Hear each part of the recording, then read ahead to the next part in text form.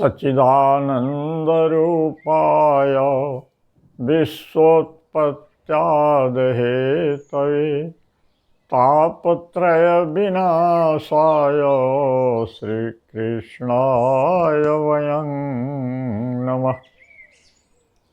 सनातन धर्म के 24 अवतारों में 2 अवतार प्रमुख माने जाते हैं, राम के और कृष्ण के, क्योंकि ये दोनों अवतार मनुष्य शरीर में हैं और इन्होंने अपनी जीवन लीला से मानव जाति के लिए जीवनोपयोगी अनेक संदेश दिए, इसलिए इनकी प्रधानता है। कृष्ण के जीवन में दोनों तरह की स्थितियां दिखाई पड़ती हैं, संघर्ष और मुस्कुराहट, जबकि राम के जीवन में किशोरावस्था के बाद केवल संघर्ष ही संघर्ष दिखाई पड़ता है। श्री कृष्ण का जीवन यद्यपि बाल्यावस्था से ही, छठी से ही पुतना, जमलार्जुन, शक्टासुर, धेनुकासुर, बक्कासुर तमाम असुरों से संघर्ष करते हुए मिलता है, लेकिन इन तमाम संघर्षों के साथ साथ श्री कृष्ण ने अपने जीवन लीला से यह संदेश दिया कि जीवन केवल रोने का नाम नहीं, संघर्ष का नाम नहीं, विषाद में आकर के दुख से घबराने का नाम नहीं, बल्कि तमाम संघर्षपूर्ण स्थितियों में मुस्कुराहट का नाम है, नाचने गाने का नाम है, खेलने खाने का नाम है, मौज मस्ती करने का भी नाम है।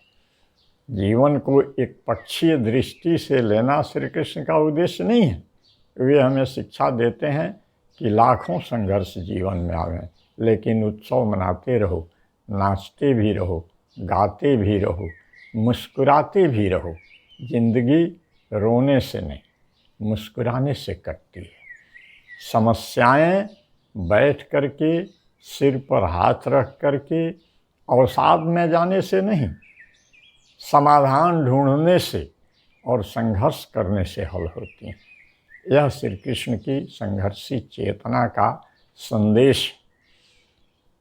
और इसी क्रम में महाभारत के युद्ध के अंत में एक घटना बड़ी ही महत्वपूर्ण है, जो उनके जीवन में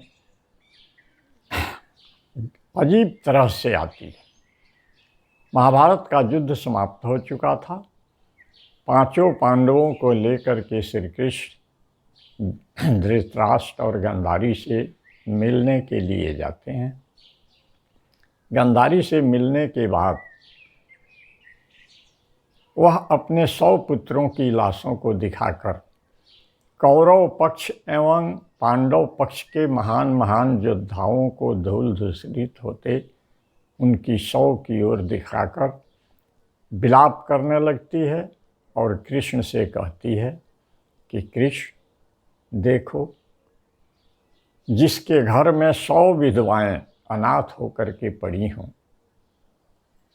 उस माँ के दर्द की तुम कल्पना भी नहीं कर सकते, और यह तुम्हारी आंखों के सामने हुआ है। पांडव पक्ष के और कौरव पक्ष के महान महान योद्धा बच जाते यदि तुमने अपनी वाक कला का प्रयोग किया होता, अपनी सेना का उपयोग किया होता। तुम्हारे पास वाक कला थी, महान सेना थी, लेकिन तुमने मौन हो करके इस युद्ध को कराया और सारे क्षत्रियों का संहार करवा दिया। यदि तुम सक्रिय होते, युद्ध रोकना चाहते, तो युद्ध रुक सकता था।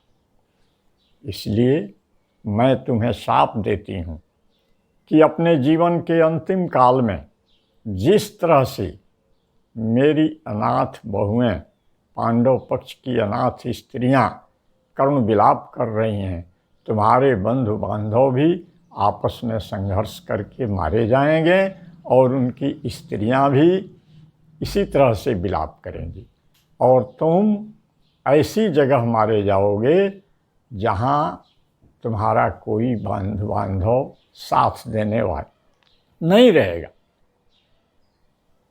गंधारी के इस भयंकर शाप को सुन करके भी श्री कृष्ण के चेहरे पर कोई चिंता नहीं, कोई अवसाद नहीं, कोई दुख की रेखा नहीं आई, और उन्होंने मुस्कुराते हुए गंधारी से कहा कि माँ, तुम वही कह रही हो जो आज से 36 वर्ष के बाद होना है, और युद्ध की जहाँ तक बात है, कोई इस युद्ध को नहीं रोक सकता था, क्योंकि यह दैवी विधान था, यह महाकाल की इच्छा थी। उस योजना को मैं कौन होता हूँ रोकने वाला। हजारों योद्धा भी मिल करके दुर्योधन को समझा नहीं सकते थे, क्योंकि साक्षात कली ने ही दुर्योधन के रूप में तुम्हारे गर्भ से अवतार लिया था। इसलिए तुम यह दैवी योजना समझ करके किसी तरह का विलाप मत करो, और मैं भी दैवी योजना समझ करके इस तुम्हारे शाप को अंगीकार करता हूँ।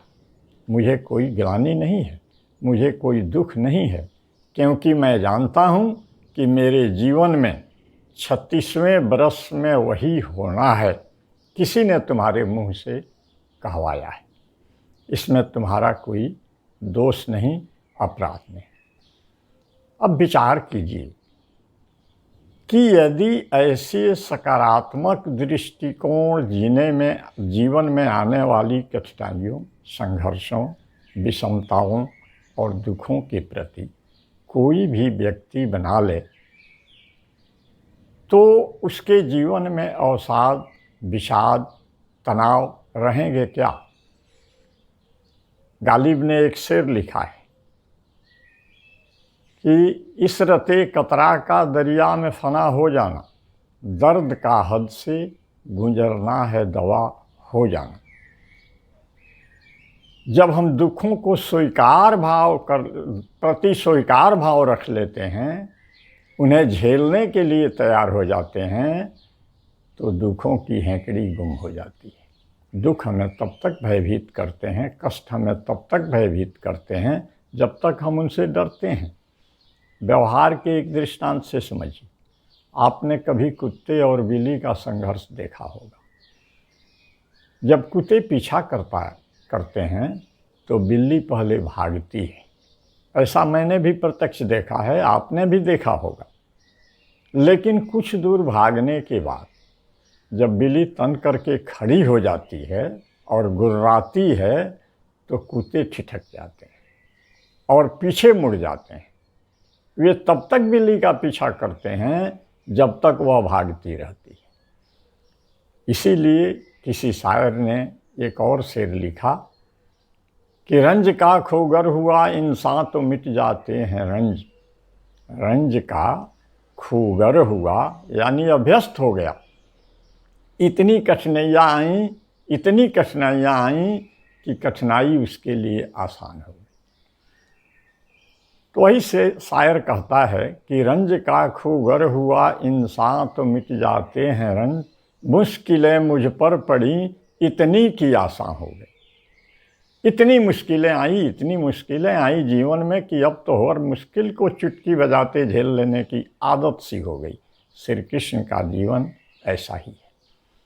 वे नाचते भी हैं, गाते भी हैं, बांसुरी भी बजाते हैं, रास भी रचाते हैं, और एक से एक राजनीतिक निर्णय भी लेते हैं, एक से एक युद्ध में संघर्ष भी करते हैं, और ज़रूरत पड़ने पर रण छोड़ करके भाग करके एक नाम रण छोड़ महाराज भी कहवाते हैं। यह उनके जीवन का संदेश, यह समझने की बात है। यह हम मनुष्यों के लिए उन्होंने जीवन कला बताई है। तो ऐसे महापुरुषों से, श्री कृष्ण की ऐसी जीवन लीला से हमको एक सकारात्मक दृष्टिकोण अपना करके हंसते, मुस्कुराते जीवन में आने वाली विषमताओं को, कठिनाइयों को, चुनौतियों को स्वीकार करने की आदत डालनी चाहिए। और यदि मनुष्य यह मान ले कि चाहे कारण जो भी हो, हमारे जीवन में जो घटनाएं घटित हो रही हैं वह हमारी होनी है, हमारे कर्मों के परिणाम है, हमारे संचित प्रारब्ध का परिणाम है, वह किसी न किसी बहाने हमारे जीवन में आएगा, चाहे निमित्त उसका कोई भी हो। तो इस स्वीकार भाव से हमारे अंदर एक शांति आएगी, हम स्थिर रहेंगे, तनाव मुक्त रहेंगे। और ऐसा मैंने अपने जीवन में संपर्क में आने वाले कई महापुरुषों को देखा है।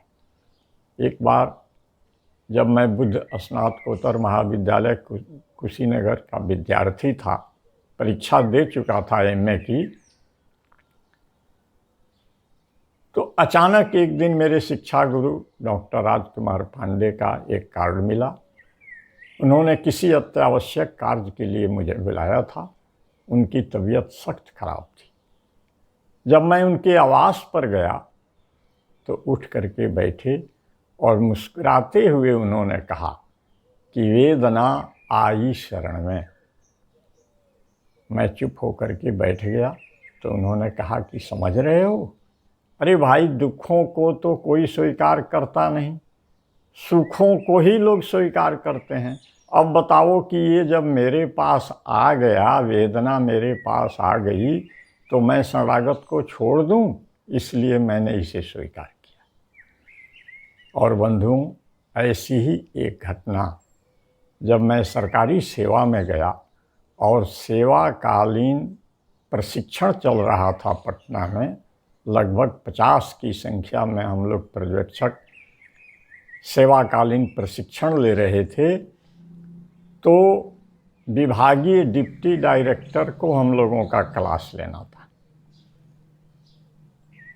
और जब वे 11 बजे तक नहीं आए तो मैंने उनको टेलीफोन लगाया। तो उनकी श्रीमती जी ने टेलीफोन पर कहा कि पांडे जी तो हॉस्पिटल में पड़े हैं, लीजिए बात कीजिए। जब उनसे बात होने लगी तो उन्होंने कहा कि देखो, आज मैं नहीं आ सकता, घर से तो मैं प्रस्थान कर चुका था, लेकिन रास्ते में एक ऐसा अतिथि मिल गया जिसका स्वागत करने के लिए हॉस्पिटल पहुंच चुका हूं। हम समझ नहीं पा रहे थे कि क्या कह रहे हैं।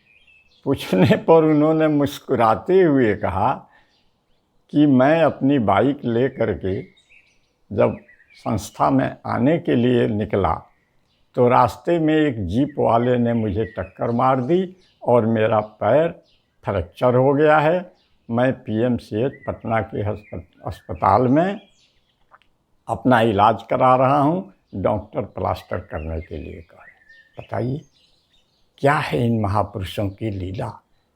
पैर टूट गया और हंसते हंसते वह व्यक्ति कह रहा है कि मैं तो निकला था अपनी ड्यूटी पर जाने के लिए, रास्ते में एक अतिथि मिल गया जिसका स्वागत करने के लिए मैं अस्पताल में पड़ा।